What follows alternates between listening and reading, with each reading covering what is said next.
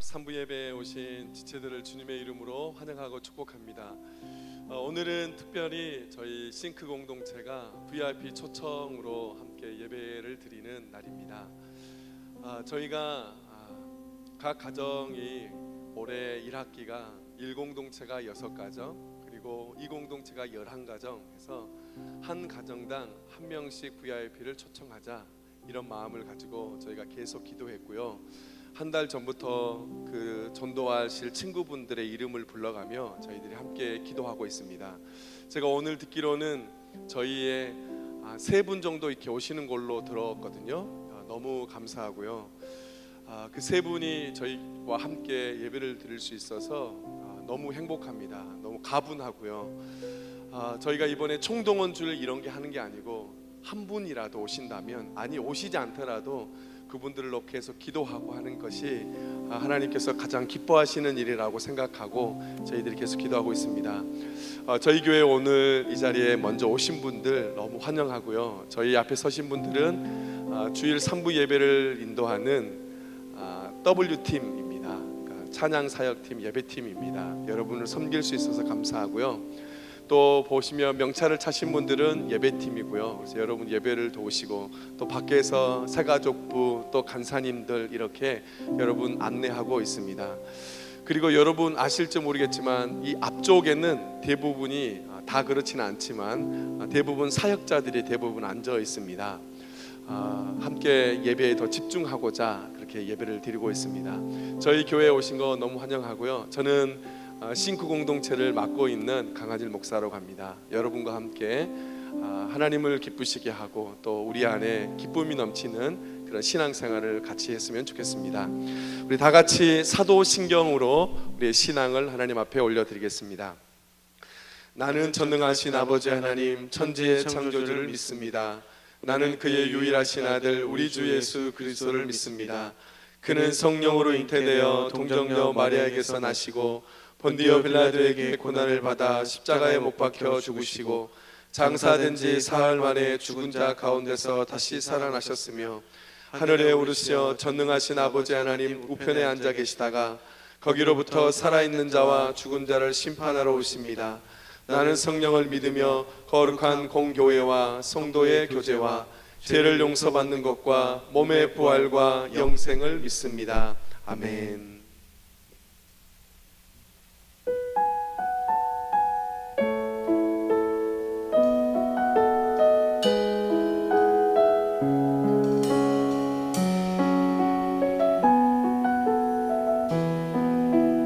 주님 발 앞에,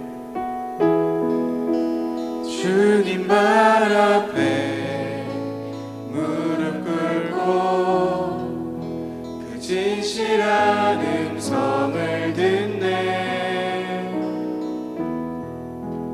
나를 향하신 주님의 사랑 앞에 나의 삶을 드리네. 나의 삶을 드리네. 나의 삶을 드리네. 주님 발 앞에 무릎 꿇고, 주님 발 앞에 무릎 꿇고 그 진실한 음성을 듣네. 나를 향하신, 나를 향하신 주님의 사랑 앞에 나의 삶을 드리네. 나의 삶을 드리네. 나의 삶을 드리네. 우리 잠시 눈을 감고 그 발 앞을 한번 떠올려 봅시다.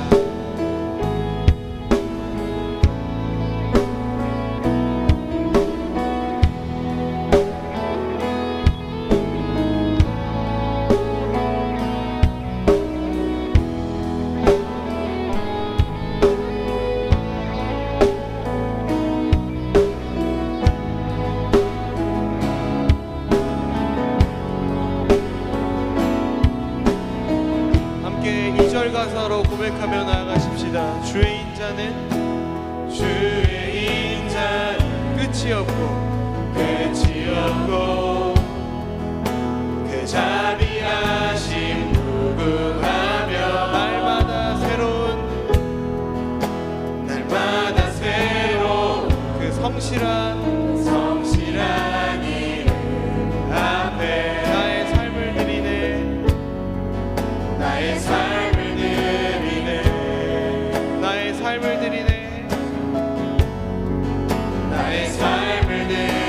한 번 더 고백하며 나갑시다. 주의 인자는 끝이 없고 자비하심 무궁하며 날마다 새로운 그 성실한 일 앞에 나의 삶을 드리네 나의 삶을 드리네 나의 삶을 한 번 더 나의 삶을 드리네 나의 삶을 드리네 나의 삶을 드리네 나의 삶을 드리네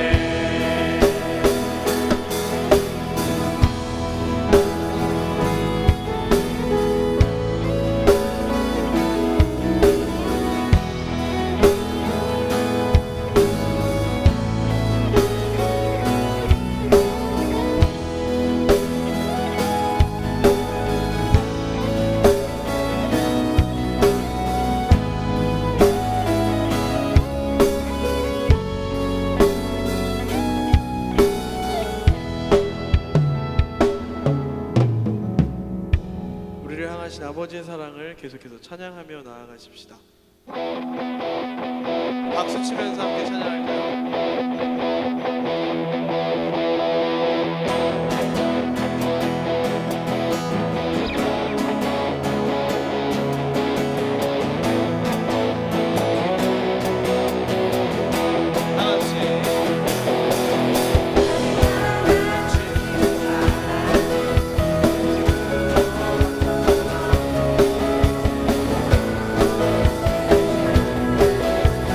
큰 목소리로 주님의 사랑을 찬양합니다.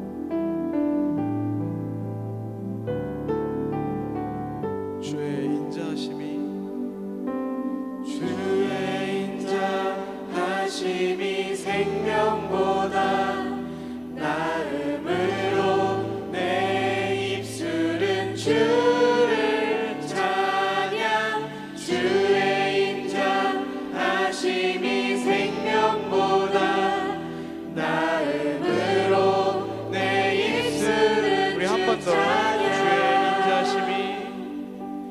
주의 인자하심이 생명보다 나음으로 내 입술은 주를 찬양 주의 인자하심이 생명보다 나음으로 내 입술은 주 찬양 주의 인자하심이 주의 인자하심이 생명보다 나음으로 내 입술은 주를 찬양 주의 인자하심이 생명보다 나음으로 내 입술은 주 찬양 한 번 더 주의 인자하심이 생명보다 나음으로 내 입술은 주를 찬양 주의 인자하심이 생명보다 우리의 찬양의 이유 되신 주님을 한 번 더 찬양합시다. 주의 인자하심이 생명보다 나음으로 내 입술은 주를 찬양 주의 인자하심이 생명보다 나음으로 내 입술은 이름으로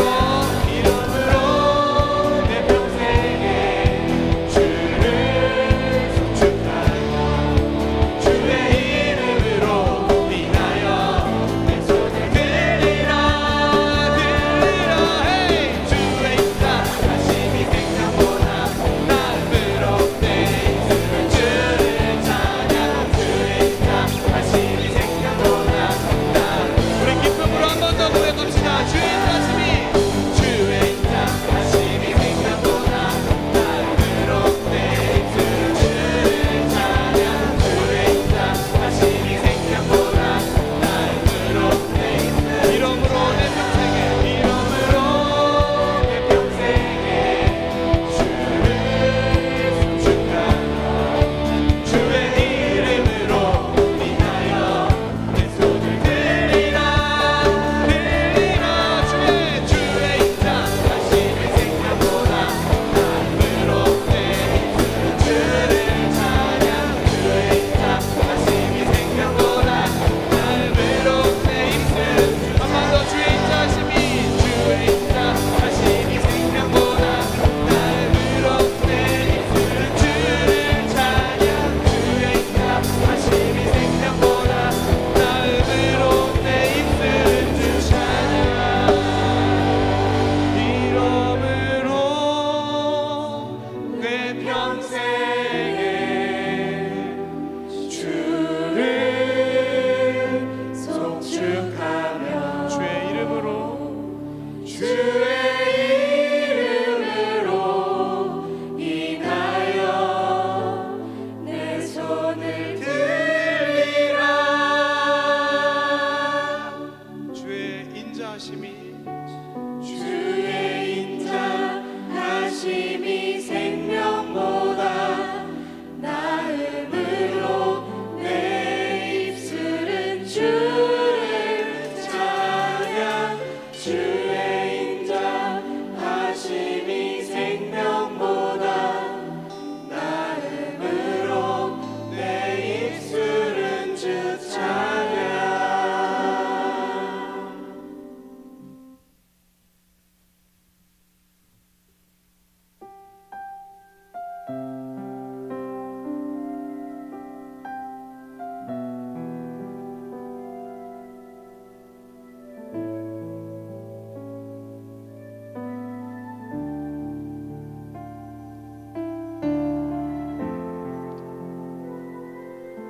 계속해서 찬양하며 예배 가운데 우리의 삶을 내어드리며 나아가기 원합니다.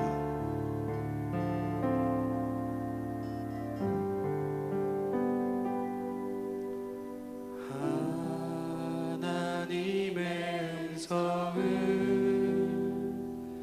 듣고자 기도하며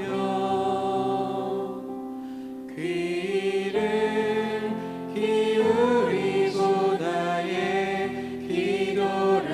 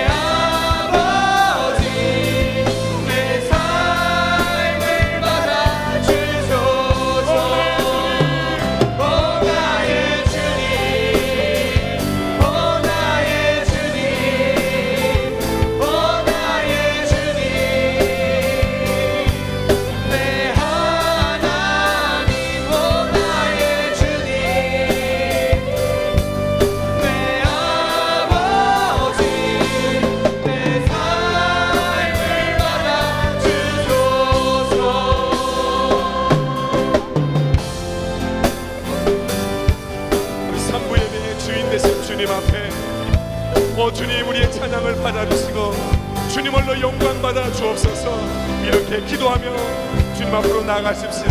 기도하십시다. 하나님 아버지, 그대를 감사합니다.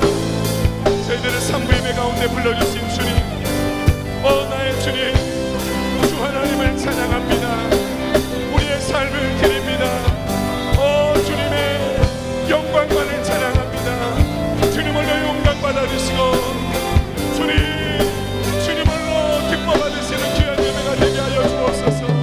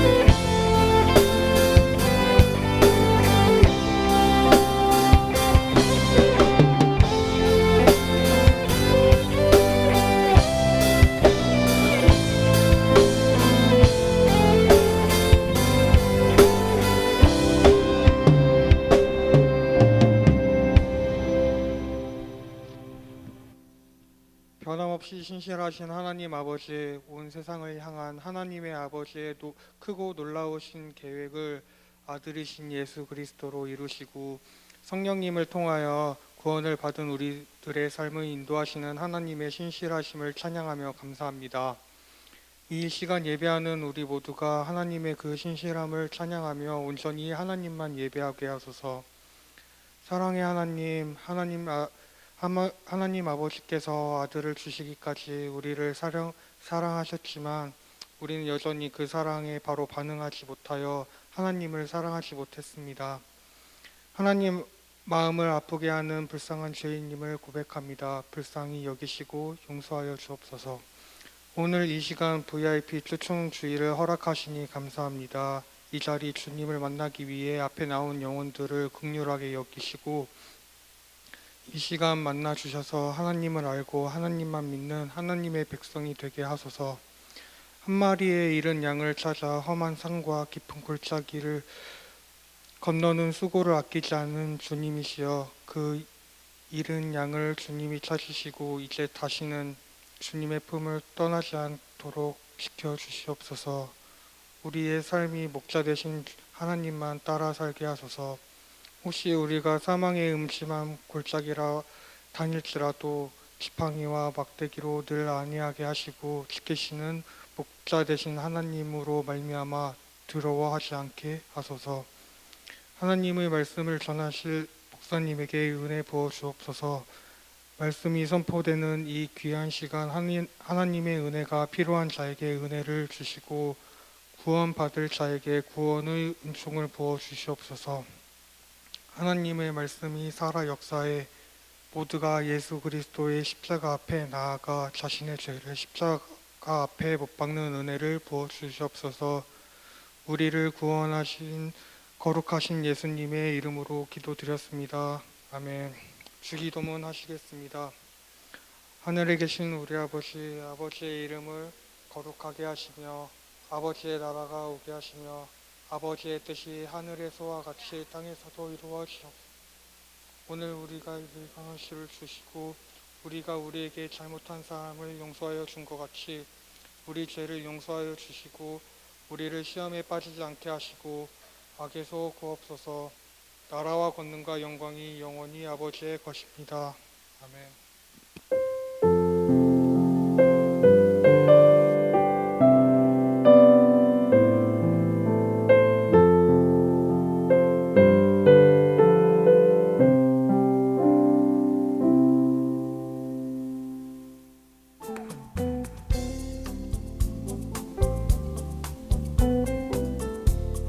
예배에 오신 여러분을 환영합니다. 안녕하세요. 6월 둘째 주 싱크루스입니다. 싱크 예배에 처음 오신 청년 여러분, 언제나 새가족팀이 여러분을 기다리고 있습니다. 교회에 대해 궁금한 점이나 청년부 등록을 원하시는 분들은 화면에 보이는 새가족 등록 부스로 찾아와 주세요. 지난주에 등록하신 88기 유영실 지체 싱크와 한가족이 되신 것을 환영합니다.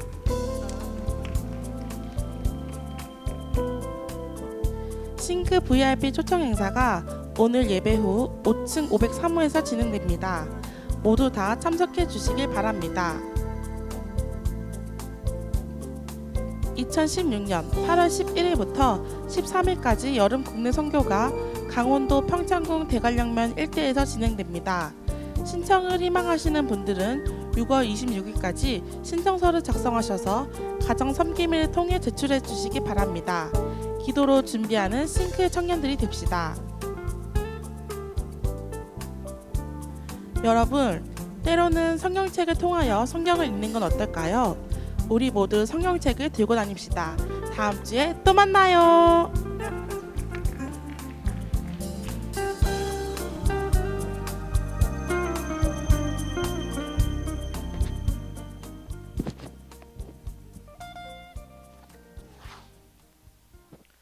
오늘 우리에게 주신 하나님의 말씀은 마태복음 28장 16절에서 20절 말씀입니다. 다 찾으신 줄 알고 봉독하겠습니다. 11 제자가 갈릴리에 가서 예수께서 지시하신 산에 이르러 예수를 배웁고 경배하나 아직도 의심하는 사람들이 있더라. 예수께서 나와 말씀하여 이르시되 하늘과 땅의 모든 권세를 내게 주셨으니 그러므로 너희는 가서 모든 민족을 제자로 삼아 아버지와 아들과 성령의 이름으로 세례를 베풀고 내가 너희에게 분부한 모든 것을 가르쳐 지키게 하라. 볼지어다 내가 세상 끝날까지 너희와 항상 함께 있으리라 하시니라. 아멘. 네, 성경 말씀 잘 읽어주셨습니다. 설교는 이제 하나님께서 설교하는 내용을 통해서 이제 그리스도인들에게 당신의 음성을 또 들려주시고 또 살아가면서 부딪히는 여러 가지 문제들 또 해결해야 될 것들 거기에 대해서 인사이트도 주시고 또 용기도 주시고 또 어떨 때는 아주 구체적인 그 영감도 주십니다. 하나님께서 우리 그리스도인들이 신앙생활하면서 예배드리고 특별히 설교 들을 때 그런 하나님의 귀한 뜻이 여러분에게 전달되는 그런 축복이 있기를 바랍니다. 예수님께서 사람의 몸을 입고 지상에서 사역하실 때 가장 가까이서 따른 사람들, 그 사람들이 12 제자들이지요. 그리고 또 하나 아주 중요한 그룹이 여인들입니다. 보통은 성경 기록에 12 제자들이 예수님을 가장 가까이서 다른 사람들로 기록이 되어 있는데, 근데 가만히 보면 여인들이 어떨 때는 예수님을 더 신실하게 따랐습니다. 예를 들면 예수님이 체포되실 때, 또 십자가에 달려 돌아가셨을 때도 제자들은 도망치고 또 제자들은 그 자리에 없었는데 여인들은 끝까지 그 자리를 지키고 그랬죠. 어쨌든 예수님께서 지상에서 사역하실 때 가까이 따랐던 그 사람들 가운데서 성경에 가장 많이 언급된 사람이 베드로지요. 보통은 베드로를 예수님의 수제자 이렇게 부르기도 하죠. 그런데 예수님과 베드로의 관계, 이 관계가 그렇게 단순하지만은 않습니다. 제가 오늘 설교하면서 예수님과 베드로 이 두 분의 관계를 구조적으로 잘 보여주는 그 단면 세 군데를 한번 같이 살펴보려고 그래요. 오늘 아까 우리 읽어주신 설교 본문이 마태복음 28장인데 설교 본문이 마태복음이니까 예수님하고 베드로의 관계를 보여주는 세 장면을 마태복음에서 세 군데를 뽑았습니다. 14장, 16장 그리고 26장입니다. 자, 이 세 곳 본문을 묵상하면서 오늘 설교를 듣는 여러분이나 저나 나하고 예수님의 관계는 어떤가, 이거를 한번 생각해 봤으면 좋겠어요.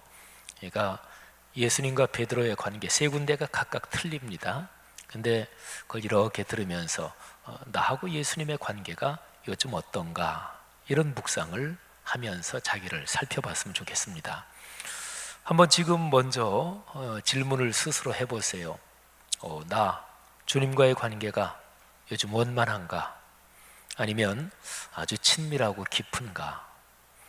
혹시나 여기 있는 여러분들 중에서 주님과 사귐이 소홀해지면서 그래서 주님과의 관계가 뭐 틀어졌다 이렇게까지 얘기할 건 없지만 뭐 그저 그렇다 혹시 그러십니까?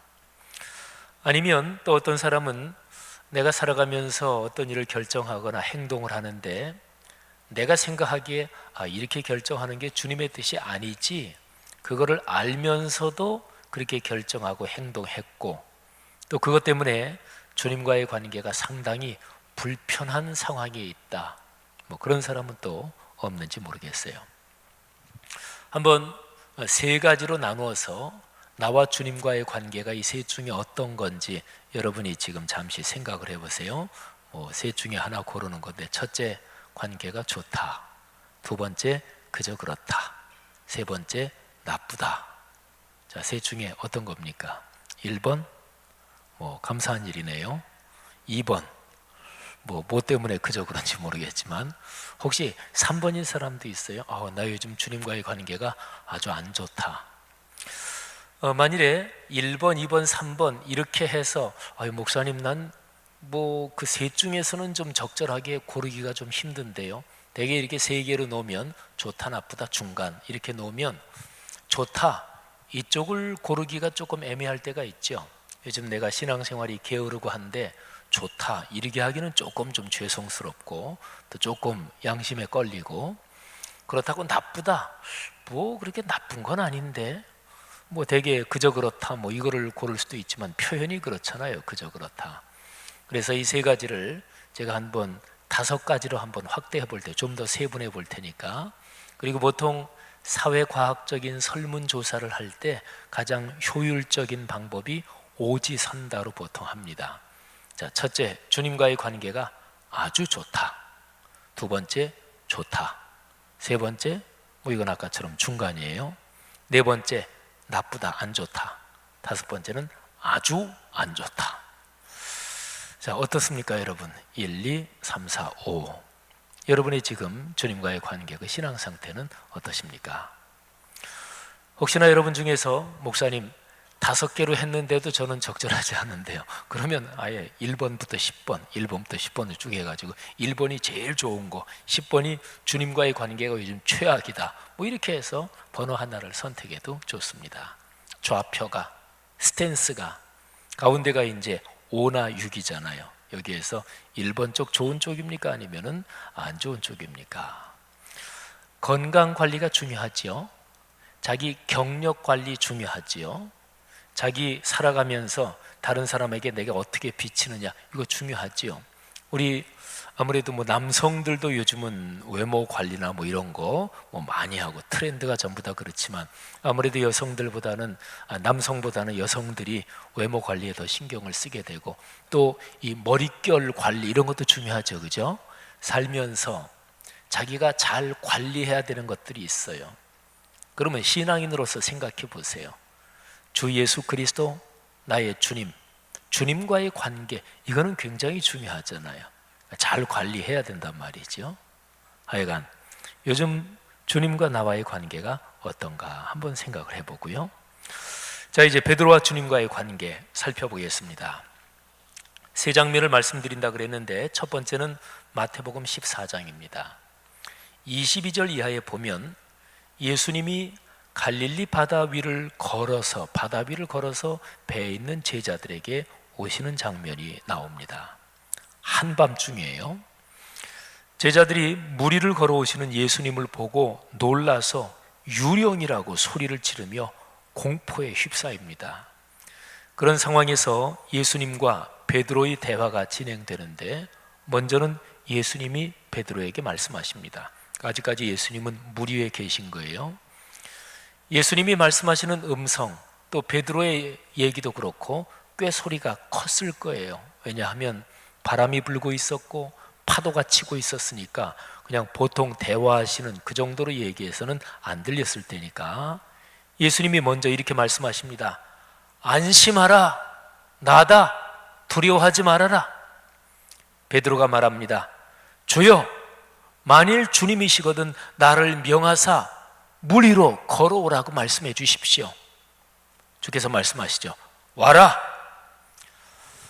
베드로가 물 위로 발을 내딛습니다. 여러분, 뭐 어떻게 보더라도 대단한 용기죠. 그러나 바람을 보고 파도를 보면서 곧 무서워지고 그러면서 베드로가 물속으로 빠져갑니다. 베드로가 소리를 지르지요. 뭐 비명소리겠죠. 주여, 나 좀 살려주십시오. 예수님은 즉시로 손을 내밀어 베드로를 붙잡아 주십니다. 그러면서 이런 말씀을 하십니다. 예수님의 이 말씀이 중요해요. 믿음이 작은 자여, 왜 의심하였느냐. 자, 이 표현이 오늘 제 설교 전체 문맥에서 중요합니다. 믿음이 작은 자여, 왜 의심하였느냐. 예수님은 베드로를 지금 보고 계시지요. 이렇게 빠져들어가는 베드로를 시야에서 보고 계시면서 손을 내미십니다. 왜 의심하였느냐? 이 말씀은 아주 강하고 날카로운 책망 이런 거는 아닐 거예요. 그냥 부드러운 꾸짖음 정도라고 할 수 있겠죠. 자, 두 번째 장면으로 넘어갑니다. 마태복음 16장인데요. 13절 이하에 보면 예수님이 제자들에게 물으셔요. 너희는 나를 누구라고 생각하느냐?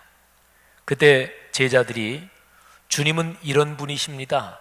그렇게 주님께 대한 자기들의 신앙을 고백합니다. 예수님의 사역과 생애, 예수님의 생애를 기록한 책이 마태, 마가, 누가, 요한 사복음서인데 사복음서에 나오는 예수님의 생애 장면들 중에서 어떻게 보면 제일 중요한 장면이 바로 제자들이 예수님한테 신앙 고백하는 장면이에요. 뭐 또는 가장 중요한 두세 장면 중에 하나입니다. 그때 제자들을 대변하면서 베드로가 16절에 기록된 그 신앙 고백을 주님께 말씀드립니다. 요점은 이거예요. 주는 그리스도시요 살아계신 하나님의 아들이십니다.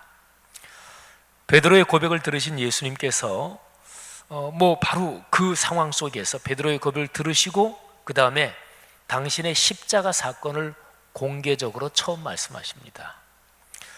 요 전까지는, 그러니까 제자들이 예수님께 신앙 고백을 하기 전까지는 십자가 사건에 대해서 공개적으로 대놓고 말씀하신 적이 한 번도 없습니다. 사복음서 이야기 스토리 진행이 다 똑같아요.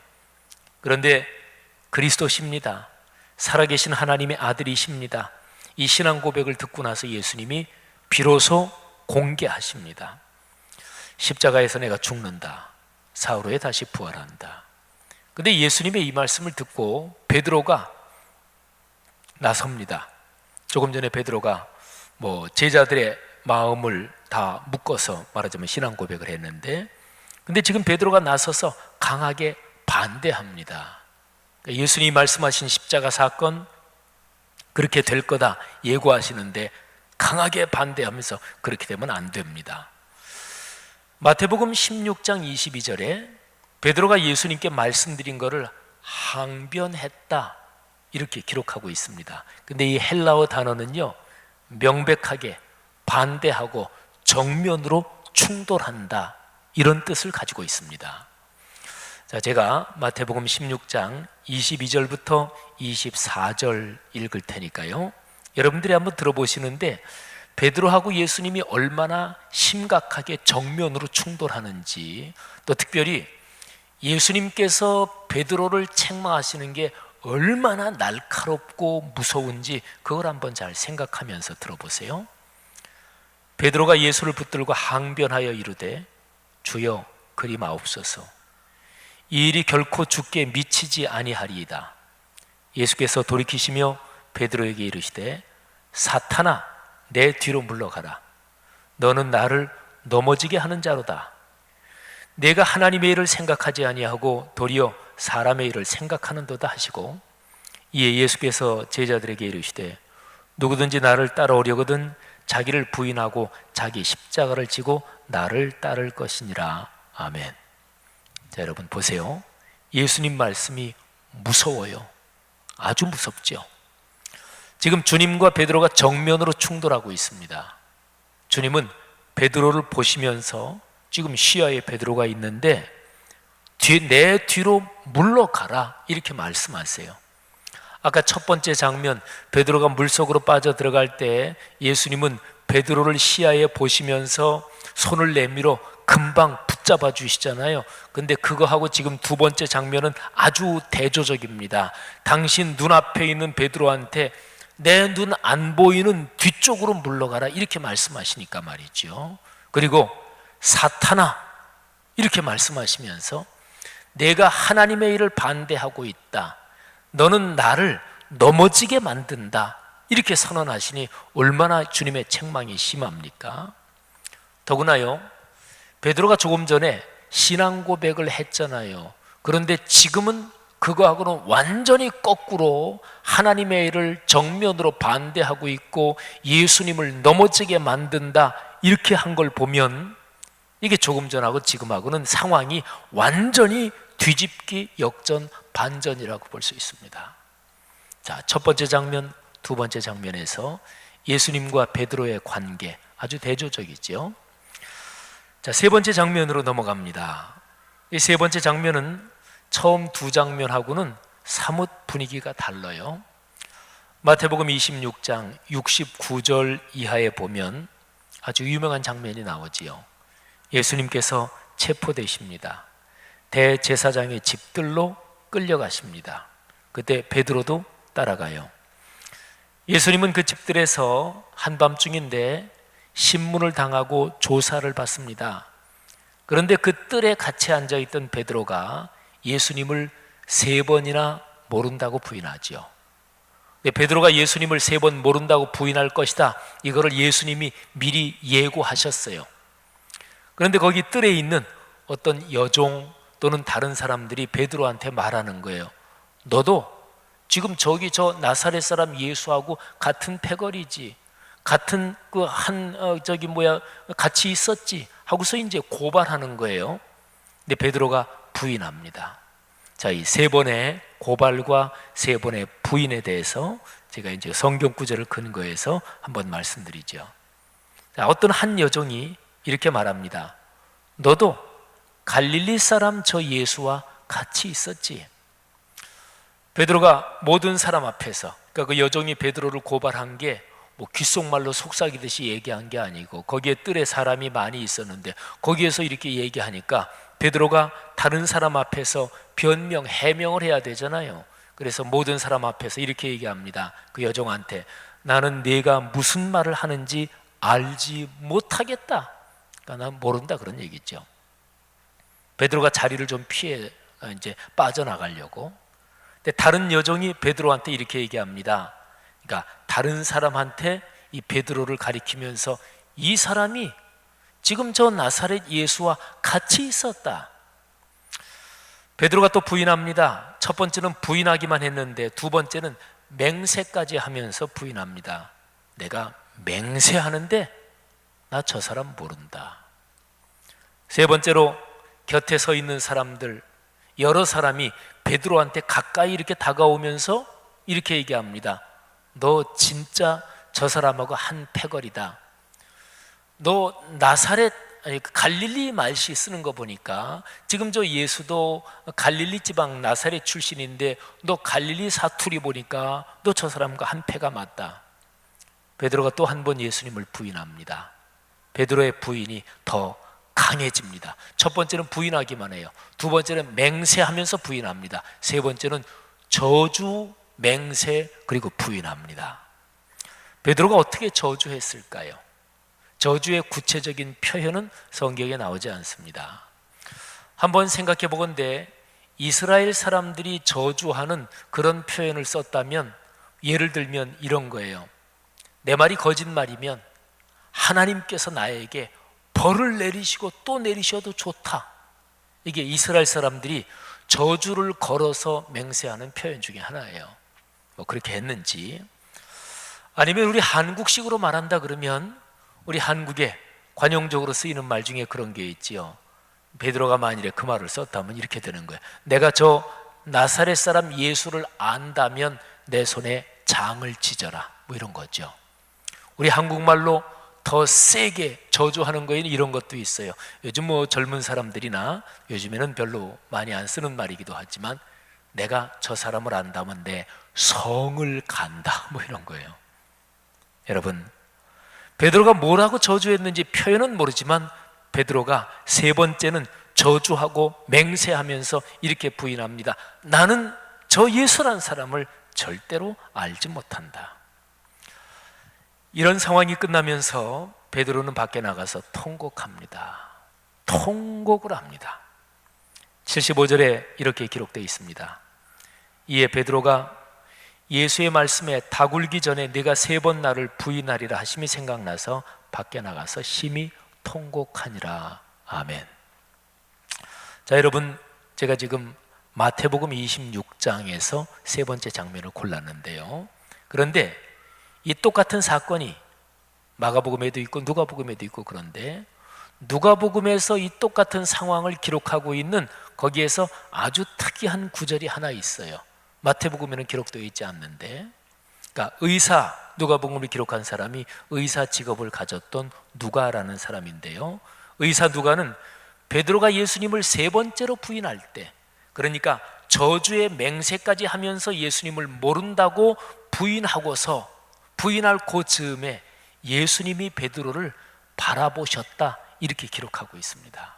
그리고 아마도 베드로도 예수님을 바라봤고 그래서 두 사람의 시선이 마주쳤을 겁니다. 자, 제가 한번 누가복음의 22장 60절부터 62절 말씀을 한번 읽어볼 테니까 잘 한번 상황을 상상하면서 들어보세요. 베드로가 이르되 이 사람아 나는 네가 하는 말을 알지 못하노라고 아직 말하고 있을 때에 닭이 곧 울더라. 주께서 돌이켜 베드로를 보시니 베드로가 주의 말씀 곧 오늘 닭 울기 전에 내가 3번 나를 부인하리라 하심이 생각나서 밖에 나가서 심히 통곡하니라. 아멘. 베드로가 3번째로 저주의 맹세까지 하면서 부인하는데 말이 끝나기 전에 아직 말하고 있을 때 닭이 울었고 바로 닭이 우는 그 순간에 예수님이 베드로를 쳐다보시는 거예요. 근데 여기 누가복음에 정확하게 기록하기를 주께서 돌이켜 베드로를 보셨다 그랬어요. 그러니까 주님이 신문을 받으시면서 예를 들어서 이렇게 뭐 앉아 계시든지 뭐 그랬을 텐데 여기에서 예수님이 앞을 보시는 방향에 그 시야에 베드로가 있었던 게 아니에요. 베드로는 저쪽이나 아니면 다른 쪽에 있었지요. 그래서 주님께서 돌이켜서 베드로를 쳐다보셨어요. 그때 베드로도 주님을 봤을 테고 눈이 마주쳤을 테고, 누가복음에만 기록되어 있는 이 기록, 이 정보, 그 상황에 대한 이거를 의사 누가는 아마도 베드로한테 직접 들었을지 모릅니다. 자, 상상해 보세요. 베드로, 이 사람의 인간적인 양심, 신앙적인 고민이 막 증폭되면서 양심적으로 죄송스럽고 막 그럴 때에 처절하게 당혹스러운 그 상황에서 예수님께서 베드로를 머리를 고개를 돌려서 바라보시고, 그리고 잠깐 동안이지만 베드로의 눈도 주님을 바라보면서 두 사람의 눈길이 마주칩니다. 영화의 장면으로 한번 생각해 보면 말이죠, 그 긴박한 순간이 진행되면서 베드로, 예수님 두 사람 이외에 영화 씬에서 다른 장면들은 다 흐리게 처리되고, 영화에 그런 기법이 있잖아요. 다 이렇게 흐리게 처리되고 예수님, 베드로 두 사람의 얼굴만 아주 뚜렷하게 드러납니다. 그리고 영화의 장면이 잠시 정지됩니다. 어쩔 줄 몰라 하면서 당혹스러운 베드로의 얼굴이, 그 표정이 클로즈업 됩니다. 아마 굉장히 연기를 잘하는 배우면 그 베드로의 그 당혹스러운 얼굴, 양심의 가책이 가득한 얼굴, 주님과 시선이 마주치면서 어쩔 줄 모르고 죄송스러워하는 그 표정이 역력하게 클로즈업 되는 거예요. 그런데요, 예수님의 표정은 어떠셨을까요? 베드로는 그랬을 테고 예수님의 표정은요, 자기를 배반하고 부인하는 베드로를 책망하고 원망하시는 아주 그런 표정이셨을까요? 그렇지는 않았을 것입니다. 예수님은 그때도 연민과 사랑의 표정으로 베드로를 바라보시면서 따뜻한 눈길을 건네셨을 것입니다. 자, 여러분, 우리가 지금까지 세 장면을 살펴봤습니다. 예수님, 베드로, 이 세 장면이 각각 다르죠, 그렇죠? 주님과 베드로의 관계는 늘 똑같지는 않았습니다. 아니, 정확하게 한번 말하면 주님께서 베드로를 생각하시고 주님께서 베드로에 대한 태도, 그거는 늘 같았을 거예요. 그러니까 주님이 베드로에게 아까 우리가 살펴본 장면 중에서 두 번째 장면에서 사탄아, 내 뒤로 물러가라 이렇게 말씀하시는데, 그토록 무섭게 질책하실 때에도 주님은 베드로에 대한 사랑과 격려의 마음을 늘 가지고 있었을 거예요. 그러니까 예수님이 베드로에 대한 태도, 마음, 이거는 늘 같았어요. 그러니까 들쭉날쭉한 것은 주님은 아니었고요, 베드로였고, 그리고 베드로의 마음이었습니다. 신앙생활하는 우리의 모습을 한번 생각해 보십시다. 그리스도인의 신앙이 사실은 그렇습니다. 신앙인들 가운데서 조금도 흔들리지 않고 신앙이 늘 성숙하기만 하는 그런 사람은 없습니다. 그러니까 우리의 신앙에는 때로 의심, 회의, 또 불안, 두려움, 또 교만해지고 방자해지고 그러는 게 섞이지요. 우리 주님께서는, 하나님께서는 우리의 마음과 영혼에 말씀에 알고, 곡식으로 비유한다면 말씀의 씨앗을 뿌려 놓으시는데, 그런데 거기에 어디서 왔는지 의심, 불신, 불평, 이런 가라지가, 잡초가 자라는 거예요. 근본적으로 보면 불신앙, 의심 또는 불평, 이런 쪽으로 우리를 유혹하고 끌어가는 것은 그건 주님이 만드시는 게 아니고 악한 영의 활동이지요. 그러니까 사탄이 불신의 가라지를 뿌리는 것입니다. 자, 신앙 또는 우리 순 한글로 믿음이라고 그러죠. 믿음이라는 것은 신뢰고 확신이고요. 어디를 신뢰하고 확신하잖아요. 그러면 그 말씀, 그 메시지 또는 그 대상에 대해서 헌신합니다. 그리고 순종합니다. 그럴 때에는 마음속에서 또 삶의 평안과 기쁨이 넘치게 되는 거지요. 이게 이제 믿음의 메커니즘이에요. 그러나 이렇게만 진행되면 얼마나 좋겠어요. 근데 신앙생활 하면서 누구에게나 전부 다 종종, 어떤 사람은 가끔 의심이 찾아들어요. 오늘 제 설교의 주제, 테마가 의심이 테마예요. 아직도 의심하는 사람들, 이게 오늘 설교 제목이잖아요. 그래서 의심이 찾아들어요. 자, 오늘 설교 본문이 마태복음 28장인데 이 마태복음의 제일 마지막 부분, 여기에도 의심이라는 주제가 여기에 들어 있습니다. 마태복음 28장은 참 중요한 구절이지요. 우리 그리스도인들이 잘 알고 있습니다. 28장 맨 마지막 부분에 나오는 그 예수님의 말씀을 우리가 보통 지상명령이라고 그래요. 지상명령이라고 할 때 그 지자는 땅 지자가 아니에요. 지극할 지자, 최고 지자. 그러니까 모든 명령 중에서 다른 거하고는 비교도 할 수 없을 만큼 가장 절대적인 최고의 명령이다, 이 뜻이 지상명령이지요. 영어로 The Great Commission이라고 보통 부르는 그 구절이지요. 그게 이제 18절부터 20절이에요. 올해 우리 교회 암송 구절에 들어가기도 하지요.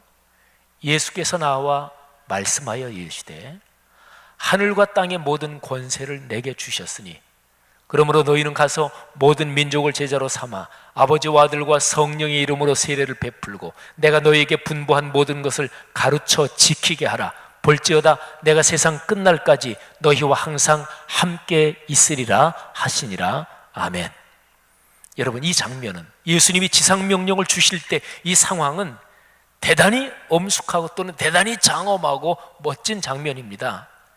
지금 말씀하신 주님은 체포돼서 끌려가시는 주님도 아니고요, 이 세상에 계실 때 우리처럼 똑같이 사람 몸을 입고 계셨기 때문에 예수님도 배고프셨고 한계가 있으셨고 그런 예수님이 아니고, 지금 이 지상명령을 주시는 예수님은 부활하신 예수님이십니다. 부활하신 주님이 이제 곧 하늘로 오르십니다. 그런데 바로 그 직전에 갈릴리의 어느 산으로 제자들을 부르신 주님께서 지상을 떠나시기 전에 마지막 최고의 명령을 내리시는 거예요. 그 상황에서 제자들이 감격해서 주님 앞에 엎드립니다. 그런데요, 바로 그 같은 상황에 있던 어떤 사람들은 의심하고 있었다. 이게 성경 본문이 그렇게 기록해요. 28장 16절 17절 말씀을 한번 들어보세요. 11제자가 갈릴리에 가서 예수께서 지시하신 산에 이르러 예수를 배웁고 경배하나 아직도 의심하는 사람들이 있더라. 아직도 의심하는 사람들이 있더라. 예수님의 제자가 12이었잖아요. 가룟 유다는 아웃됐죠.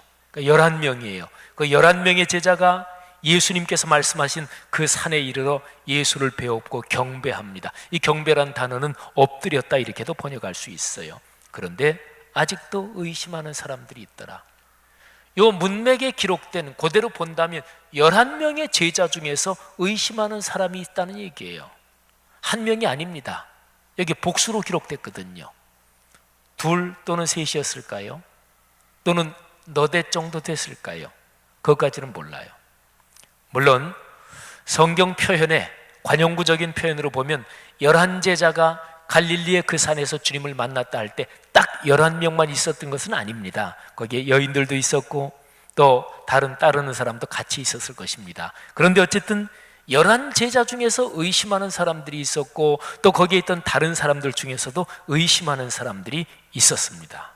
자, 근데요, 지금 마태복음 28장 17절에 의심하는 사람들이, 아직도 의심하는 사람들이 있었더라. 이 의심한다는 단어, 헬라어 단어가 마태복음 14장 31절에서도 똑같은 단어가 쓰였습니다. 근데 마태복음 14장 31절은 아까 우리가 살펴봤어요. 예수님과 베드로의 관계에서 첫 번째 장면에 나오는 표현입니다. 베드로가 물속에 빠져들어갑니다.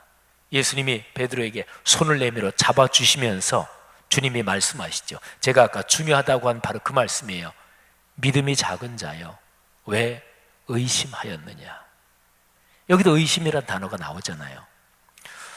아니 생각해 보세요. 사람치고 주님께서 그래 물 위로 걸어와라 그런 말씀을 듣고 물 위로 발을 내디뎠다. 이것 자체가 사실은 대단한 거죠. 그런데 막상 내딛고 보니까 내가 이게 미쳤지, 이렇게 바람 불고 파도 치는데 물 위로 어떻게 내가 발을 내디뎠을까? 그러면서 의심이 들어서 빠져 들어가고 있단 말이에요. 그런 의심이 전혀 없을 사람이 어디 있을까요? 만일에 내가 그 상황이라면. 어쨌든요, 마태복음 14장 31절에 거기서 상황하고 그 다음에 예수님이 하늘로 오르시기 직전에 장엄한 이 상황에서 똑같은 헬라어 단어가 쓰였어요. 왜 의심하였느냐. 여러분, 신앙생활하면서 마음에 의심이 일어나는 상황이 사람마다 다 틀려요. 어떤 사람은 다른 사람이 볼 때 야, 예수 믿으면서 어쩌면 저렇게 의심이 많어, 이런 사람도 있어요. 또 그런데 어떤 상황에서는 그래, 저런 상황에서는 누구라도 어느 정도는 저 사람처럼 흔들릴 수밖에 없지, 뭐 그런 의심의 상황도 있습니다. 자, 중요한 것은 신앙생활 믿음에서 의심이라는 게 우리에게 어떤 의미가 있느냐, 그게 중요합니다. 그리스도인들이요, 우리 신앙을 한번 돌아봅시다. 우리는 모두 주님을 믿습니다. 하지만 우리 믿음 안에 의심이 싹틀 때가 있어요. 이거를 잘 관리하거나 그거를 잘 조치하지 않으면 이게 점점 커져서 말썽을 부리기도 합니다. 점점 커지면 의심이, 또 어떨 때는 갑자기도 우리 마음을 먹구름처럼 덮어버립니다. 그럼 주님 말씀이 안 들려요. 예배 드려도 설교를 들어도 주님 말씀이 귀에 들어오지 않습니다. 찬송을 해도 이게 마음속에 은혜가 되지 않습니다. 또 주님께서 우리가 걸어가는 삶의 길을 주님께서는 여러 가지 다양한 방법으로 보여주시기도 하는데 주님은 보여주시는데 우리가 보는 눈이 닫혀버립니다. 믿음이 작아지는 거예요. 약해지는 거죠.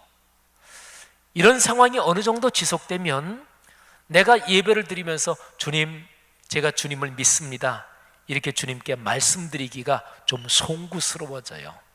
내 믿음이 부끄러워지죠. 자기가 보기에도 내 믿음이 초라해지는 거예요. 자, 그런데 중요한 사실이 있습니다.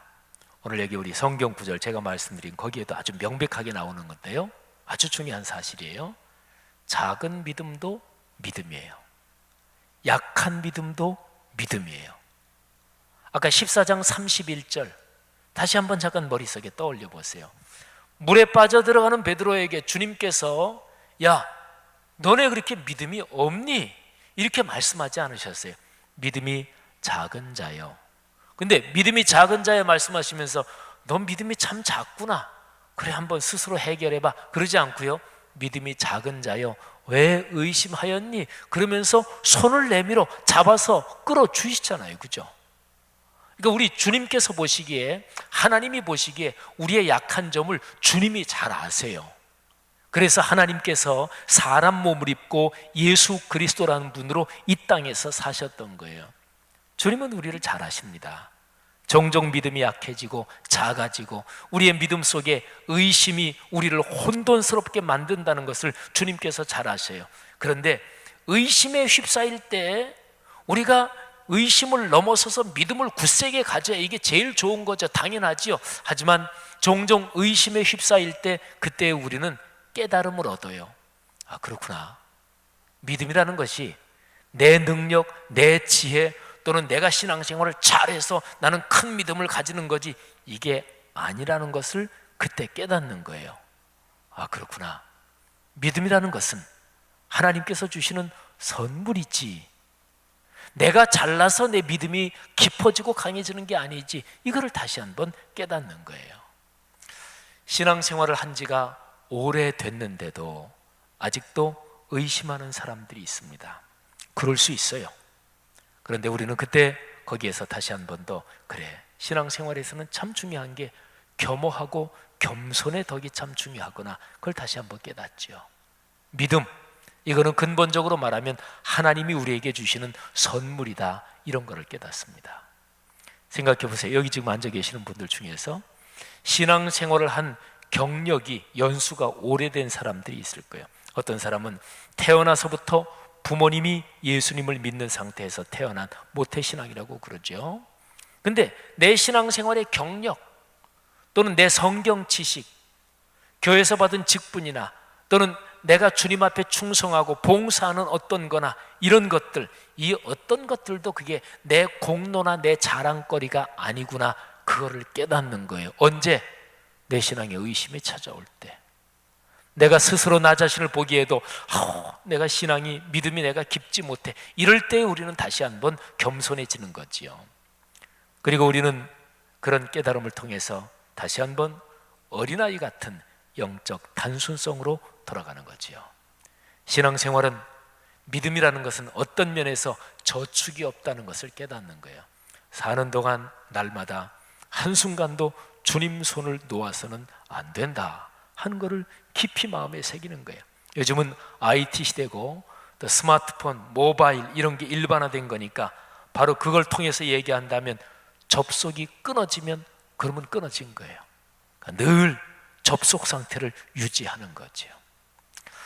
사랑하는 젊은이들이요, 또 그리스도인들이요, 믿음과 의심, 이 양자가 갈등하잖아요. 그런데 이 긴장과 갈등 속에서 주님의 은혜를 깨달을 수 있기를 바랍니다. 우리 주님은 물에 빠져가는 베드로에게 손을 내밀어 주시는 자상하신 분이십니다. 저주까지 하면서 주님을 모른다고 부인한 베드로에게 따뜻한 사랑의 눈길을 보내주시는 분이십니다. 의심하고 있는 사람들은 미리 다 제외시켜 놓고 의심 하나도 안 하는 사람들만 모아놓고 지상명령을 내리신 분이 아니고요, 아직도 의심하는 사람들이 같이 다 섞인 그들에게 지상명령의 귀한 선물과 소명을 내리신 분이 주님이십니다. 사랑하는 여러분, 하나님이 나에게 주신 그 믿음, 또 내 지금 믿음의 상태가 어떻든지 지금 믿음의 상태에 감사하면서 우리를 이끌어 주시는 주님을 굳세게 손 꼭 붙잡고, 그리고 삶의 길 걸어가면서 해결해야 되고 또 넘어서야 될 것들 넉넉하게 해결하고 넘어설 수 있기를 주님의 이름으로 축복합니다. 기도합시다. 자, 우리 들은 말씀 각자가 자기의 마음속에 꼭 끌어안고 하나님 앞에 기도하는 시간을 갖겠습니다. 자기의 신앙을 한번 다시 살펴봅시다. 아까 제가 설교하면서 질문 드렸죠. 5가지로 나누면 내 신앙은 지금, 또 주님과의 관계는 지금 어떤 상태에 있습니까? 신앙을 떠나서 일반적으로 생각하더라도 의심이 많아지잖아요. 당연히 불안하죠, 그죠? 불안하죠. 흔들리죠. 그래서는 결코 행복할 수가 없습니다. 확신, 믿음, 신뢰, 견고함, 이게 필요합니다. 그래야 내 인생에서 무엇을 이룰 수가 있습니다. 이게 신앙적인 영역에서는 믿음이라고 하는 거예요. 근데 우리 기독교 신앙에서는 믿음이라고 하는 게 명확한 대상이 있습니다. 주 예수 그리스도, 성령님, 살아계신 하나님 아버지, 삼위일체 하나님이 믿음의 대상이세요. 그 주님께서 여러분을 아십니다. 우리를 이해하셔요. 그리고 작은 믿음, 연약한 믿음, 우리가 스스로 어떨 땐 생각해도 참 부끄럽고 초라한 믿음이지만 주님께서는 그 믿음을 붙잡아 주시는 거예요. 이 시간에 주님 앞에 내 마음을 내어놓고, 주여, 주님께서 제 믿음이 더 깊어지도록 도와주십시오. 굳센 믿음을 갖기를 원합니다. 의심을 넘어서기를 원합니다. 우리 다 같이 통성으로 하나님 앞에 기도 올리겠습니다. 하나님 아버지, 은혜를 진심으로 감사합니다. 이 시간에 들은 말씀 가슴에 누르앉고 결단하며 주님 앞에 기도합니다. 아버지, 귀한 젊은이를 축복하시며 귀한 하나님의 백성들을 축복하시기를 하나님의 말씀을 기도합니다. 다시 한번 들으며 아버지 하나님, 그 말씀을 의심을 넘어서게 묵상하며 하시고 우리가 다시 하나님께서 한번 행해 주신 하나님 그 믿음을 주님이 원하시는 순종하는 삶으로 마음으로 우리가 한 걸음 받아들이고 나아갈 수 있도록 축복하시기를 인도하여 주옵소서. 저의 믿음 없음을 도우시고 그럼에도 불구하고 저희들에게 주님의 마음과 주님의 명령을 허락하신 주님을 찬양합니다. 하나님, 믿음 없는 저희들이지만 우리의 손을 잡아주시고 인도하여 주시고 따뜻하게 격려하여 주시는 주님을 찬양합니다. 하나님, 저희 귀한 공동체가 다시 한번 믿음으로 세워나갈 수 있는 하나님의 귀한 사람들 될 수 있도록 아버지 하나님 도우시고 인도하여 주시옵소서. 오늘 주신 말씀을 붙들고 다시 한번 주님 앞에 결단하며 기도합니다. 주님, 저희들의 기도를 들어 응답하여 주옵소서. 하나님 아버지, 은혜를 감사합니다. 오늘 주신 말씀이 우리의 삶 가운데 귀하게 경험되어지고 또 귀한 열매로 드러날 수 있도록 인도해 주옵소서. 예수님의 이름으로 기도합니다. 아멘.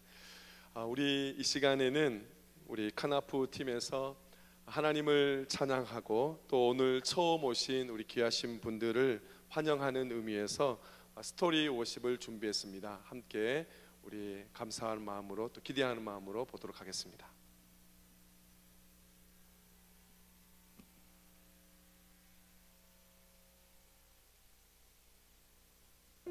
지금부터 내가 해주는 얘기 들어주겠니? 믿어주겠니? 옛날 어느 나라에 함께 살았던 왕자와 왕의 이야기. 언제부턴가 그 나라에는 무슨 병이 돌고 있었대.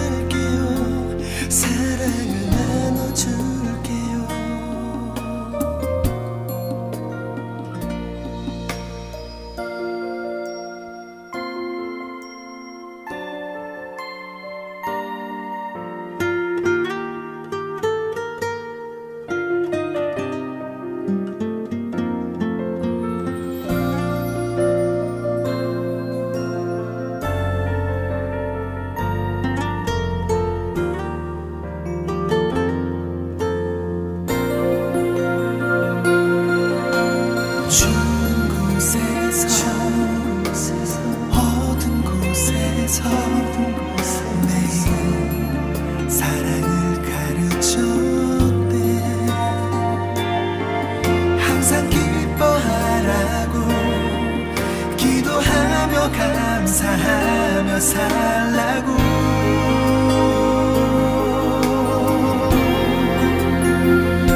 그러던 어느 날이었지, 어리석은 백성들이 그만 왕자님을 해치고야만 거야.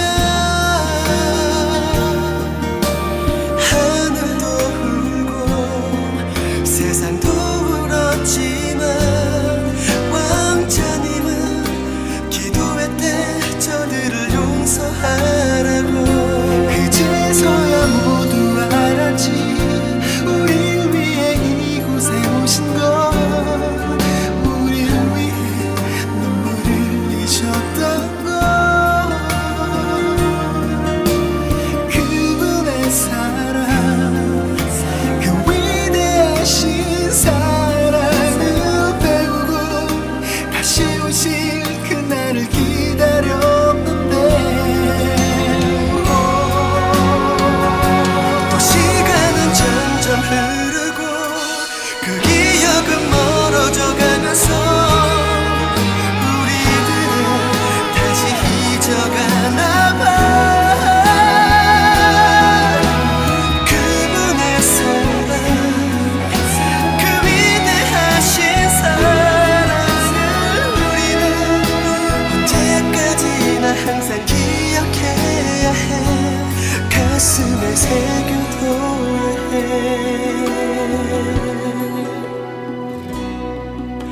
세상에서 가장 귀한 이야기.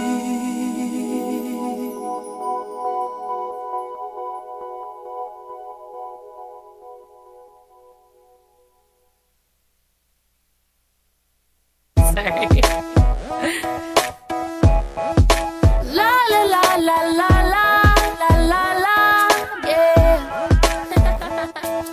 Your smile's always shining out, and they know what it's all about. It's not hard for them to figure out the way you show Jesus. You know love is what they heard, and you didn't even say a word. Ain't it funny, that's the way it works. So when you know Jesus, oh, it's like flipping on a light switch when you're walking into this room. It's so undeniable. I gotta tell you that I like the way, anytime, anywhere, any place, it's written all over your face, the way you love Jesus. And it always speaks to me, a little joy with a touch of peace. It's so inspiring, the way you show Jesus. So give me that, give me that, give me that, give me that, and show me that, show me that, show me that, show me that. Oh, give me that, give me that, give me that, the way you show Jesus.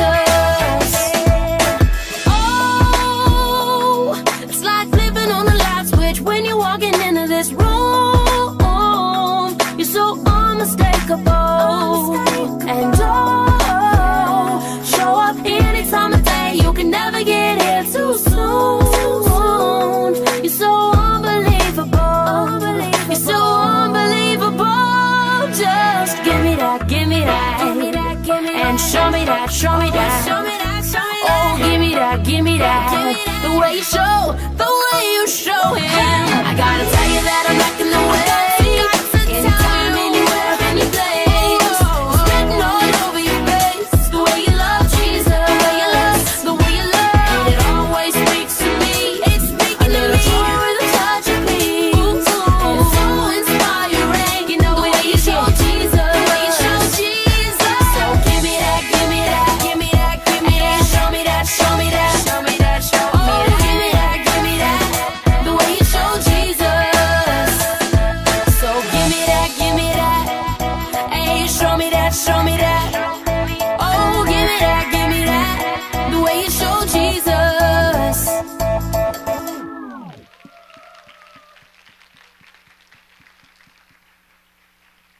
우리 수고해 주신 카나프에게 감사하고요. 우리 다시 한번 하나님께 영광의 말씀 올려드리겠습니다. 감사합니다.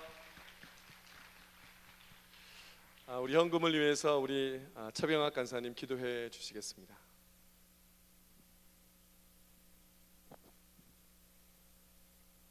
부족한 저희들에게 날마다 일용할 양식과 쓸 것들을 공급해 주시는 주님, 저희의 믿음의 상태에 관계없이 저희를 붙잡아 주시고 사랑하시는 주님 감사드립니다.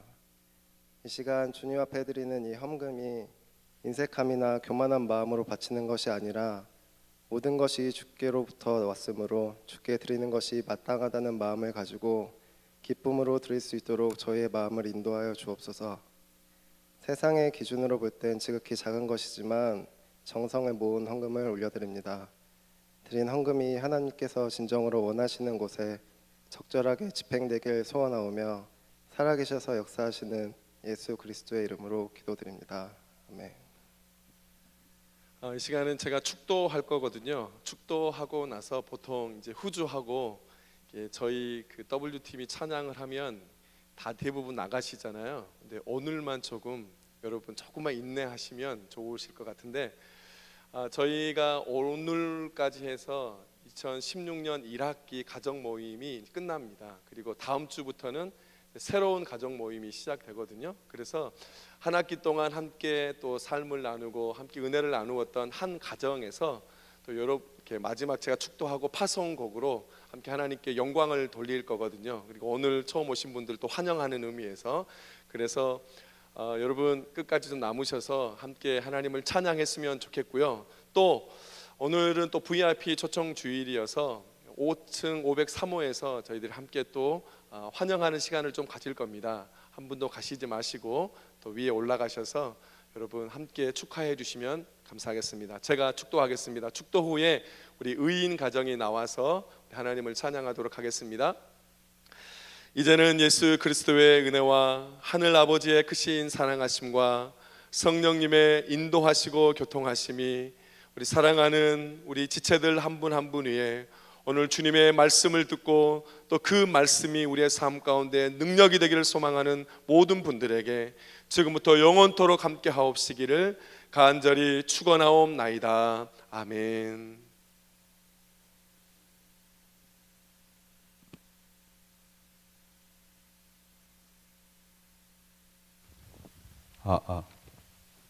네, 갑자기 원래 바로 나온다 그랬는데 바로 안 나와가지고 멘트를 잠깐 해도 될 것 같은데 떨리는데 예쁘게 봐주셨으면 좋겠고, 저희들이 이렇게 나와서 하게 된 이유는 주 안에서 기쁨으로 찬양할 수 있다는 것과 그리고 이 공동체도 활기차고 밝을 수 있다는 걸 여러분들한테 보여드리고 싶었어요. 조금 부족할지 모르지만 재밌게 즐겁게 저희들 지금 다들 좀 긴장 상태거든요. 큰 박수 주시면서 저희들 잘할 수 있도록 해주셨으면 좋겠습니다.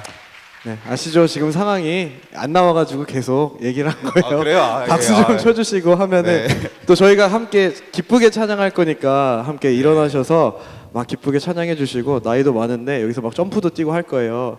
그러니까 그냥 귀엽게 이런 것도 하니까요. 이제 나오겠죠? 네.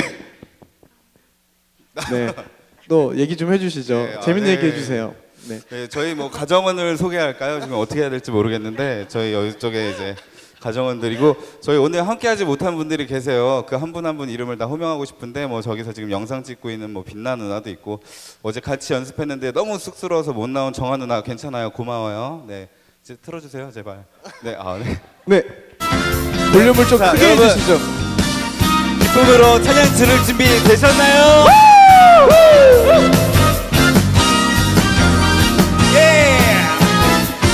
믿어요 그 약속, 비전과 꿈을 주셨네. 주의 성령 흘러넘치리라, 주의 권능보리라. 바로 지금 여기 장소에 믿는 백성 다 모였네. 강한 소리와 성령의 불 있네. 우리 여기 모일 때 하세. 나 믿네 주님 여기에 계심을. 세상 모든 것 다 변하네 주의 성령이 임할 때. 나 믿네 주님 여기에 계심을.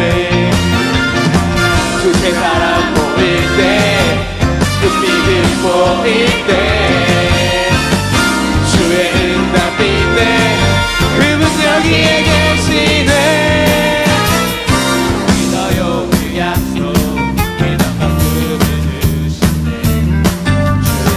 넘쳐 흘러 넘치리라 주의 권능 보리라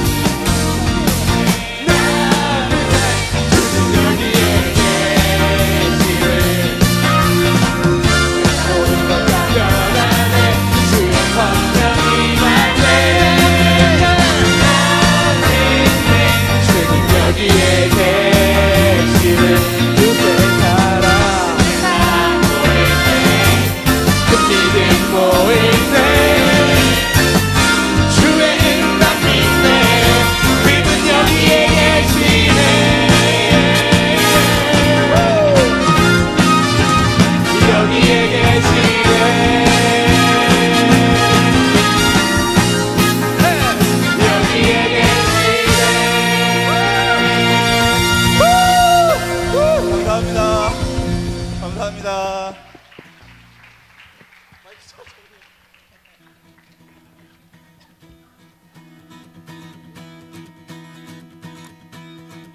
주를 찬양해 나의 맘 다해 찬양 가운데